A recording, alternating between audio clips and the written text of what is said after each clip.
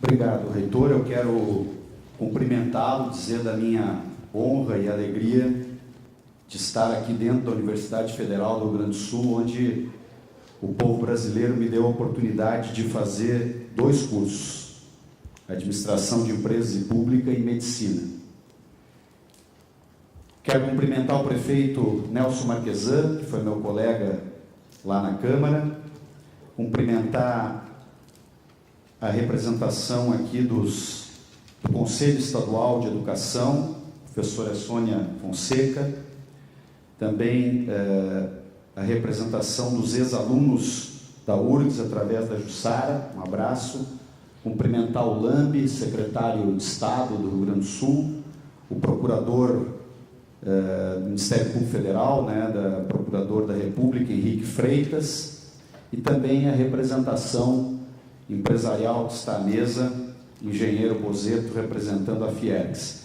E cumprimentar todos vocês, professores, professoras, alunos, servidores da Universidade Federal do Rio Grande do Sul e outros convidados que estão aqui conosco. Eu também vou usar aqui alguns gráficos numa outra linha, né, de abordagem sobre... Eu quase disse que o reitor... Eu não me atrevi assim, a alterar o protocolo do magnífico reitor. Eu digo, vamos fazer o senta levanta. Então, eu vou tentar andar rápido com esses slides, para que também eu possa desenvolver aqui algumas ideias com vocês, para contribuir para este debate reflexivo, onde nós estamos abordando o financiamento das universidades públicas e o conceito, né, de autonomia universitária.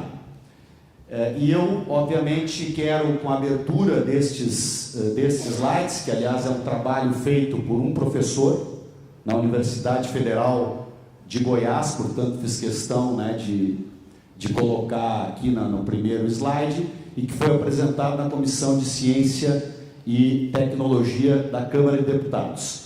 E esses dados que esse professor estudou são dados que são utilizados pela CIA. Não são dados do Ministério da Educação, não são dados da assessoria técnica da bancada de um partido de esquerda, nem de um partido de direita. Então isso também me impactou ainda mais, né? Então vamos a eles. Esta primeira tabela, ela mostra o valor aplicado por habitante em ciência e tecnologia. E é feita aquela correção tradicional daquele conceito do poder de compra do dólar em cada um dos países, porque evidentemente 10 dólares compram alguma coisa no Brasil e 10 dólares compram algo diferente nos Estados Unidos, na Inglaterra ou em outros lugares. Então é feita a equalização para o conceito, né, de dólar pelo poder de compra. Então vejam que quando a gente analisa o investimento, né, em ciência e tecnologia, isso tem muito a ver com aquilo que o secretário Lambi colocou. Depois eu vou, para esquentar um pouquinho o debate, complementar, porque eu sou totalmente favorável ao conceito que ele defende, que o conhecimento vale muito, mas eu, só para abrir uma preliminar, continuo percebendo, por tudo que leio, vejo, guerras que acompanho, continuo vendo que o petróleo tem muito valor em qualquer lugar do planeta, né? Então, é bom ter as duas coisas de preferência. Não, eu sei que não, eu só dei aquela provocada boa de que é muito bom ter muito petróleo, industrializar esse petróleo, desenvolver uma cadeia de ciência, tecnologia e industrialização em torno desse petróleo, e também desenvolver muito conhecimento na área, né, dos dados, Big Data e toda essa coisa, inclusive cuidar com as guerras híbridas, e depois dá para a gente falar rapidamente também, né, nesses 20 minutos que eu tenho que sintetizar, do que é hoje o uso da inteligência artificial para destruir a democracia. Porque ela pode abrir muita coisa positiva, como diversos avanços tecnológicos, mas nós temos um desafio. Outro dia participei de uma reunião longa com a ministra Rosa Weber, com o ministro Barroso, porque as deep fake news, por exemplo, podem fazer que vocês assistam numa próxima campanha eleitoral alguém dizendo algo totalmente diferente do que ele pensa, como se fosse aquela pessoa falando. Né? Então, como nós vamos controlar isso? E a palavra é controlar. Porque não é o mercado que vai resolver isso. Nós temos que ter padrões éticos de convívio que nós vamos ter que debater. Bom, então, aqui mostra, né, infelizmente, o baixíssimo valor que o nosso país investe em ciência e tecnologia e, infelizmente, ao longo dos últimos 4 anos, este valor que vinha subindo devagarinho está caindo de novo. E isso vai ser um prejuízo muito grande a nível futuro para o nosso plano e projeto de nação. Seguinte, aí então, quando a gente olha o valor por habitante, porque muitas vezes na educação, no gasto global de educação, vamos para o próximo direto, para ir mais rápido. Então aí é o valor aplicado por habitante em educação, porque é muito comum dizer, não, mas o Brasil, provavelmente vocês já frequentaram, né, debates como esse, não, mas o Brasil tem um investimento alto, quando comparado com o PIB, semelhante a determinados países, etc., né?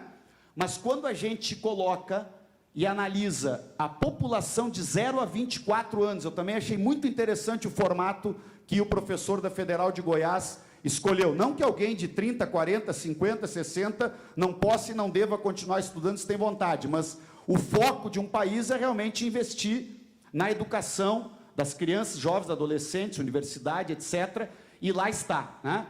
Quer dizer, o Brasil, quando se desdobra o investimento em dólar pelo poder de compra, comparativamente a todos esses outros países que vocês estão vendo, eu não vou ler a tabela, evidentemente, o Brasil vai lá para baixo, aí vamos para o slide seguinte. Onde, então, não mais olhando o investimento em educação comparado com o PIB, mas sim o investimento em educação por habitante em dólar, pelo poder de compra comparativo e ajustado, o Brasil está aí bem abaixo, ou seja, nós gastamos pouco em educação. Esta é a minha tese para contribuir com esse debate aqui. Se este recurso que nós temos hoje pode ser melhor ou pior administrado, sempre há o desafio de qualificar a gestão dos recursos públicos. Isso é um desafio que vale para a esquerda, vale para a direita, vale para pessoas que pensam diferente ideologicamente, como eu e o meu colega Marquesan, mas o desafio de qualificar a gestão pública e privada, aliás, tem gestão competente e incompetente dentro do setor público e dentro do setor privado. Tem corrupção dentro do setor público e dentro do setor privado. No convívio, aliás, entre os dois é que nasce a corrupção. Então, qualquer demonização do setor público é extremamente maléfico para uma sociedade que se queira equilibrada, democrática, assim por diante. Vamos para mais outro. Bom, aí então essa comparação, né, para desmascarar, porque quando se olha pelo PIB, alguém diz, olha, o Brasil está perto da Bélgica e tal, né, mas não é assim quando a gente vai analisar o gasto per capita em dólar. Adiante. Alguém podia me avisar em 10 minutos, só para não me atrapalhar demais aqui. Aí vem o outro tema que eu sempre digo, ele diz, não, Fontana, tudo bem, tu estás defendendo aí que tem que ter mais dinheiro para a educação, mas de onde vai vir o dinheiro se o Brasil está quebrado? De onde vai vir o dinheiro se há um desequilíbrio profundo nas contas públicas, tal e tal? Primeiro, eu não concordo que o Brasil está quebrado. Um país que tem 370 bilhões de dólares em reserva não está quebrado. Segundo, há um tema na busca saudável do equilíbrio fiscal, que, de novo, digo eu aqui, todos nós, gestores públicos, temos que buscar equilíbrio nas contas públicas, mas, evidentemente, o equilíbrio fiscal que os governos buscam é diferente da economia doméstica. Não é um conceito correto dizer que os governos devem se portar como se porta aquele que cuida da sua economia doméstica.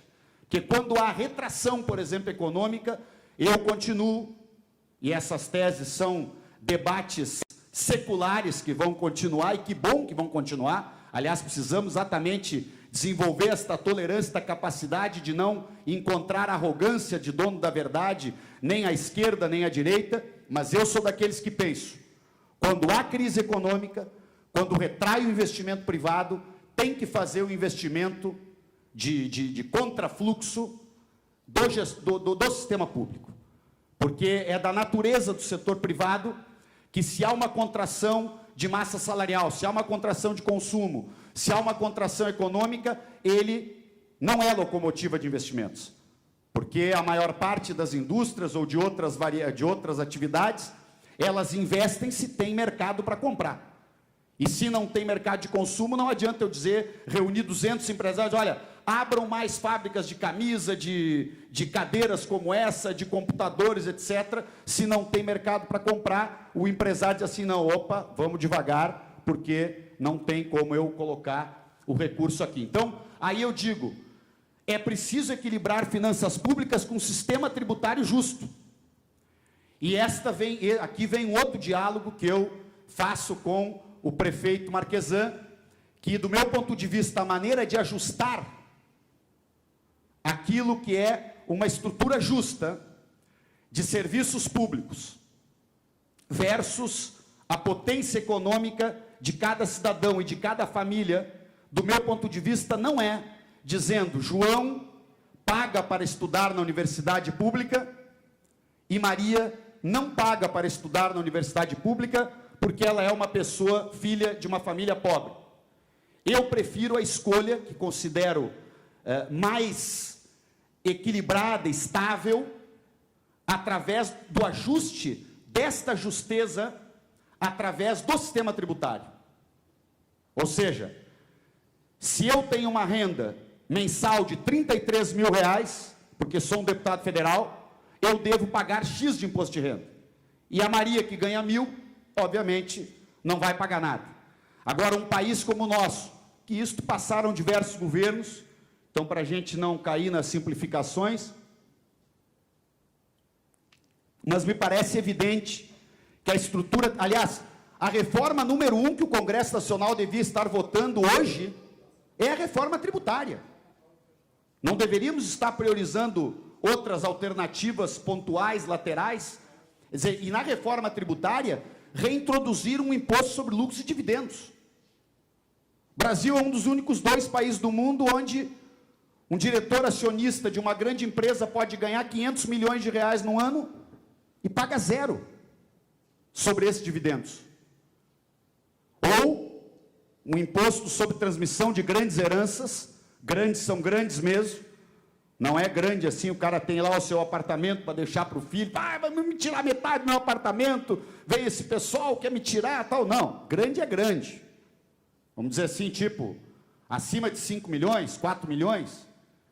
E uma alíquota adequada. Tem países que cobram 20%, 25% sobre transmissão de grandes heranças. E no Brasil, em geral, é 4%. Como fica a meritocracia?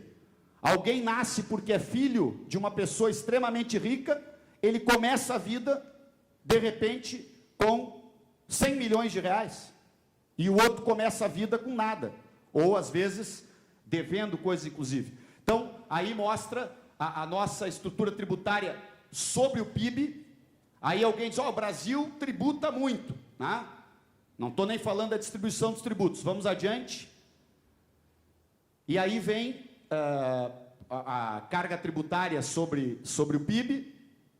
O Brasil está ali pela situação intermediária, ali com 30 e poucos %, né? Adiante. E aí é a carga tributária corrigida por habitante, corrigida, isso foi feito pela CIA, não foi feita por um deputado de esquerda como eu, para que não paire nenhuma dúvida, né? Mostrando como é baixa a carga tributária do nosso país, na minha opinião. Adiante.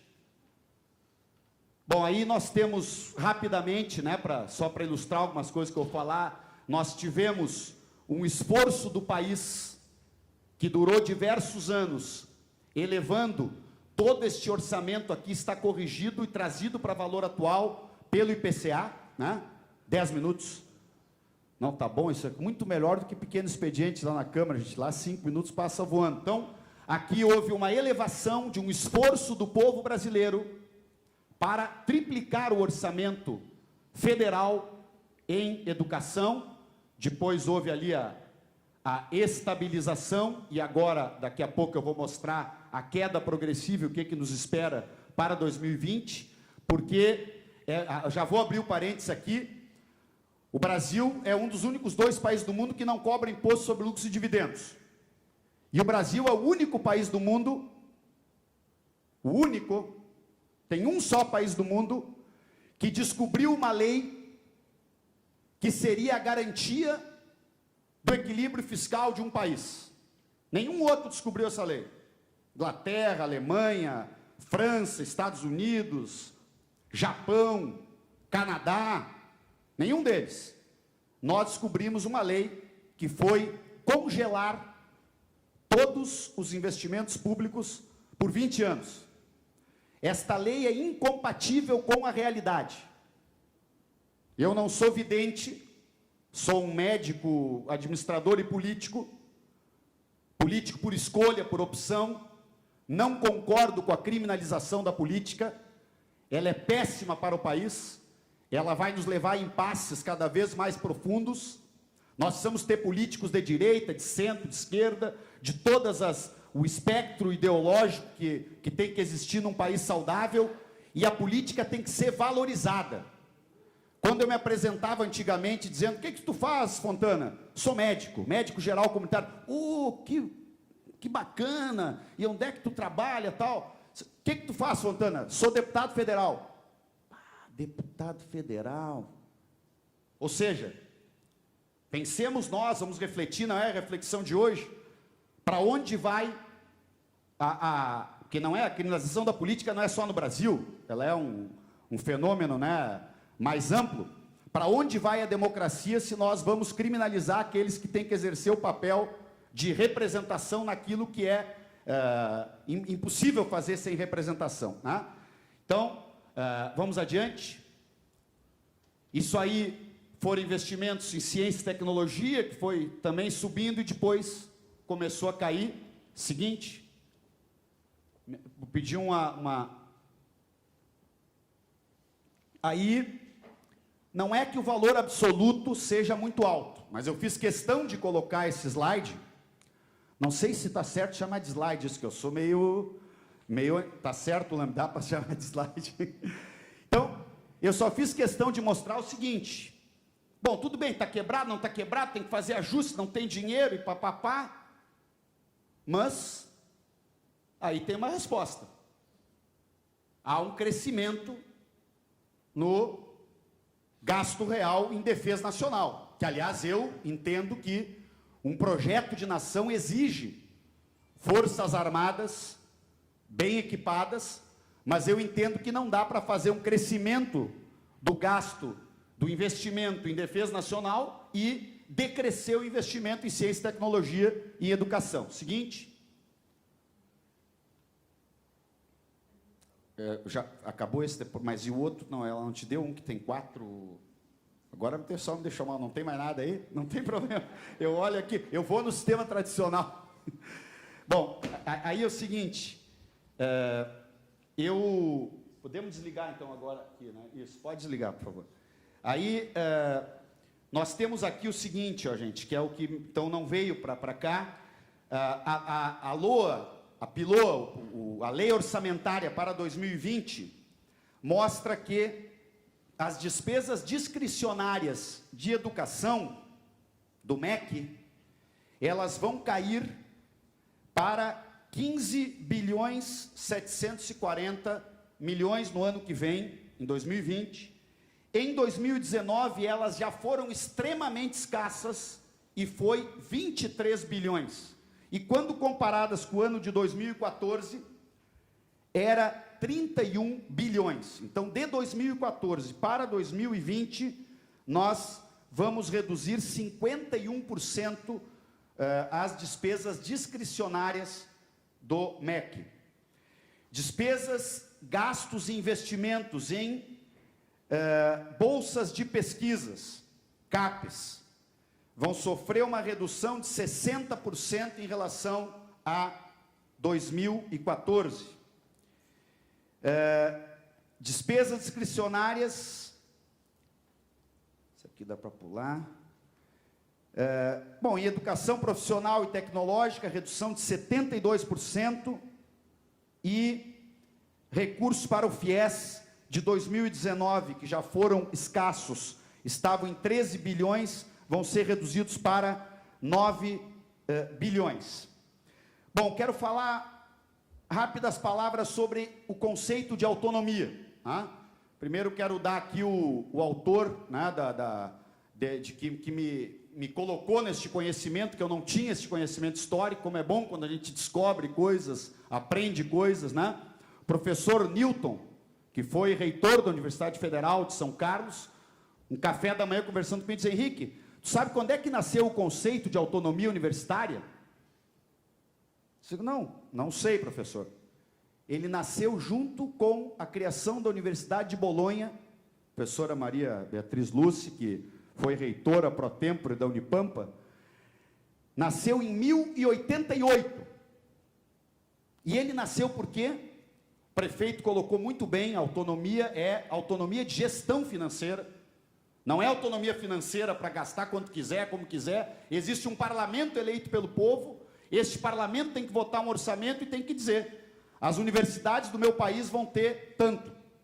De preferência, deveríamos dizer cada universidade quanto deve ter. E a comunidade acadêmica, de forma democrática, com todos os seus mecanismos de democracia interna, define as prioridades. Bom, o Futurice, que é mais um dos programas de destruição em massa do governo Bolsonaro, ele propõe o fim da autonomia. O fim de algo que tem quase 1000 anos.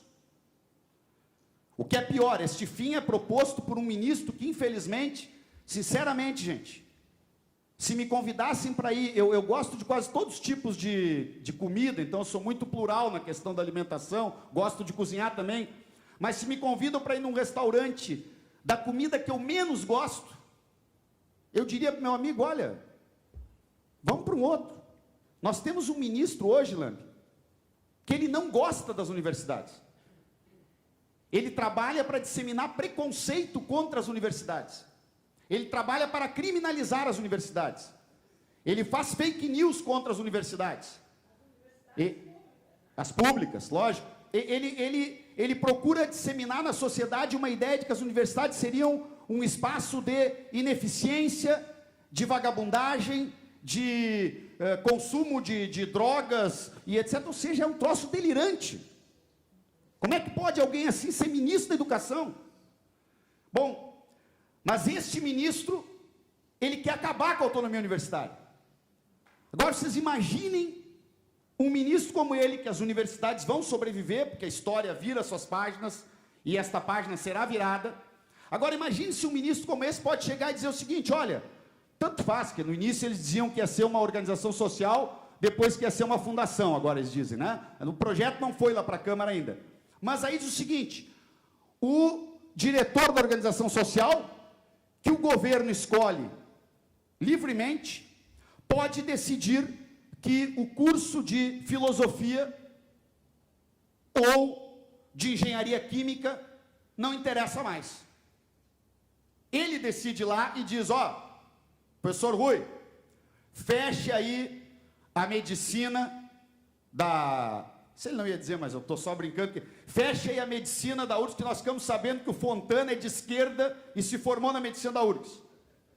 Eu tenho colegas que são de direita, de centro, de esquerda, de centro-esquerda, de centro-direita. Ou seja, essa brincadeira de tentar dizer que a universidade é um espaço ideológico de um campo político, de um partido A, partido B, isso é preconceito puro, para levar a sociedade a um erro grave. Então, a autonomia, se for perdida, ela, evidentemente, poderia fazer com que situações como, por exemplo, a demissão sumária do diretor-presidente do INPE, porque divulgou dados técnicos que mostram a escalada do desmatamento e queimadas na Amazônia. Vocês imaginem o que seria o controle sobre esse ambiente, o motivo pelo qual existe autonomia, que é um professor que pesquisa a questão do desmatamento, parará, fotos satélite, poder publicar o seu trabalho. E não ser perseguido por isso. Não ser censurado por isso. Seria o caos se isso chegasse a ocorrer. Eu espero que não ocorra, e vou trabalhar muito lá na Câmara para que isto não ocorra. Muito bem. Bom, vamos dizer assim, este crescimento, né, de investimentos, que, aliás, eu digo, agora dialogando um pouco, né, com a fala, muito boas, duas falas, todas falas estão ótimas, né, todas com conteúdo importante para a gente refletir. Esta fala do nosso secretário Lambi, né, é muito forte, sim, a economia do conhecimento. Mas como nós vamos alavancar a economia do conhecimento? Tem que ter, como diz um índio velho lá de fora, bala na agulha. Não se faz conhecimento sem muito dinheiro investido em pesquisa, ciência e tecnologia. E aí é aquela história, né? Quando a gente investe em pesquisa, ciência e tecnologia, evidente, tem que organizar o sistema, tem que ter uma visão sistêmica sobre ele. Não pode ser também que aquilo que a gente sempre questiona e pede, né, para que as nossas universidades cada vez mais, que a gente consiga desbloquear as chamadas ilhas isoladas, que é um desafio permanente, né, de convívio, gestão, etc. Mas tem que haver liberdade nesse ambiente da pesquisa, né? Porque não dá para dizer, olha, isso aqui tu não pesquisa, que isso aqui não vai levar a lugar nenhum. Mas como assim? Quem é o censor que diz o que vai levar a algum lugar? Será que pode ser alguém que tenta defender ainda hoje que a Terra é plana? Vai que cai um poder desse na mão de um maluco desse, para definir o que pode ser pesquisado, o que não pode. Um cara que até hoje diz que a Terra é plana. É um troço complicado, gente. Censura, controle, aparelhamento é um negócio complicado. Então nós temos que defender a democracia. Nós temos que defender o direito de que nas nossas universidades, nas nossas escolas, ali na rua, tudo que é lugar, no Congresso Nacional, circulem todas as ideias. E o senhor da razão, que é o povo a cada tempo histórico fazendo as suas escolhas, define os rumos para onde vai uma nação, né, um país, enfim, um Estado, né? Então, a minha contribuição é essencialmente esta no tempo, né, que me coube falar aqui, e eu entendo que eu terminei de ler um livro há pouco, né, aliás, poderia até sugerir também tem um que eu não posso seguir, tem um livro que eu li há pouco, muito bom, que diz assim, 10 motivos, Marquesan, para sair das redes sociais. Janier, o nome do autor, ele trabalhou muito no Vale do Silício, ele coloca assim todo o impacto negativo do Big Data sendo usado para o mal. Toda tecnologia pode ser usada, né, mas ele diz assim que, na verdade, se você acha que tem alguma autonomia, esquece. Cada like, cada coisa que tu abriu, tá ali o cara, tu vai... Bom, então... Essa é uma leitura interessante, mas eu ia encerrar minha fala, que eu tenho aqui uma frase de um professor e ex-ministro da Educação, que eu quero encerrar com ela. Mas esse outro livro é Como Morrem as Democracias, que, por falha minha, não tenho o nome do autor, mas se alguém me socorrer aqui, são 2 professores de Harvard, que eu vou citar, porque a gente sempre tem que citar um autor. Quando cita um livro, alguém vai me ajudar aí rapidinho no Dr. Google, que a gente... E todo mundo que entrar aí já vai começar a receber um tipo de propaganda que procurou esse livro aí na coisa agora. Então, esse livro, né, que é Como Morrem as Democracias, porque aqui eu estou num ambiente plural, é que eu acho mais importante dizer isso. Ele diz o seguinte, que quando em palavras, né, que eu não estou usando as palavras diretas e mais qualificadas dos autores.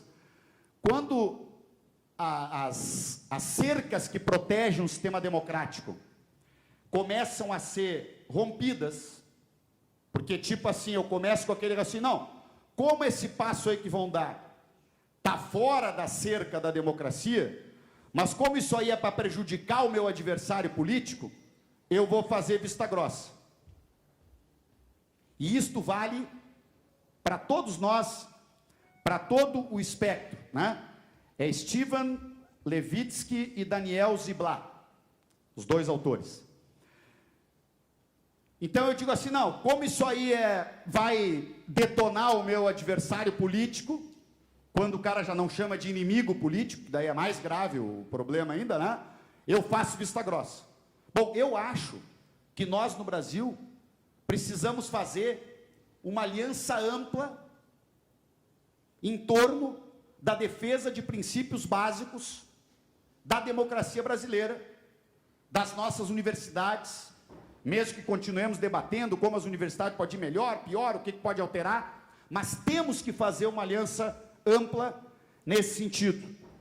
E aí eu encerro com uma frase, né, de um professor, filósofo, cientista político, que foi ministro da Educação, Renato Janine Ribeiro. E ele diz o seguinte: salvemos a vida inteligente, construamos alternativas e alianças para enfrentar essas ameaças do nosso tempo. Não temos tempo de sobra. Obrigado pela atenção de vocês e muito obrigado pelo convite.